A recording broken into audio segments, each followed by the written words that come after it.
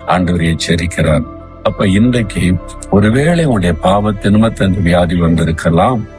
உங்களுடைய பாவம், சாபம், ஏதோ ஒரு மீறுதல் நிமித்தம் அதை உணர்ந்த ஆண்டவரே என்னை மன்னிச்சிருங்க, என் கணவரை மன்னிச்சிருங்க, பிள்ளையை மன்னிச்சிருங்க, என் குடும்பத்தினுடைய பாவ சாபத்தை மன்னித்து சுகம் கொடுங்க அப்படின்னு நீங்க ஒரு வார்த்தை சொன்னா போதும், அவர் மனம் உருகிடுவார், இறங்கி ஒரு அற்புதத்தை செய்வார். இன்றைக்கு உங்க வீட்டுல ஒரு அற்புத சுகம் உண்டாக போகிறது.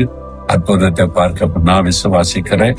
இந்த இடத்துல 38 வருஷ வியாதியஸ்தனை குணமாக்கிய இயேசு இப்ப உங்களை தொட போகிறார். நீங்க வியாதியோடு இருக்கீங்களா? கை வைத்து சொல்வீங்க. உங்க வீட்டுல யாராவது வியாதியோடு இருக்காங்களா? அவங்களை நினைத்து விருப்பத்தோடு சொல்வீங்க. இயேசுவேன்னு சொல்லுங்க. இயேசுவே பாவத்தை மன்னித்து சுகமாக்குங்க சொல்லுங்க.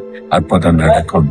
தகப்பனே, சுகமாக வேண்டும் என்று விரும்புகிறாயான்னு கேட்டு அந்த மனிதனுக்கு அற்புத சுகம் கொடுத்தீங்களே, இந்த மகளை பாருங்க, இந்த மகனை பாருங்க, வியாதியினாலே பாதிக்கப்பட்டு கலங்கி வேதனையோடு ஜெபிக்கிறாங்க.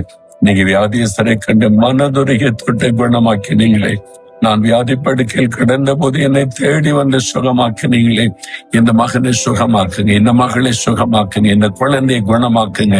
இயேசு கிறிஸ்துவின் நாமத்தில் இப்பொழுது சுகம் உண்டாகட்டும். அந்த வியாதி மறையட்டும், வியாதி படுக்கை மாறட்டும், அற்புத சுகம் இன்றைக்கு அவளுக்கு உண்டாகட்டும். இயேசு கிறிஸ்துவின் நாமத்தில் ஜெபி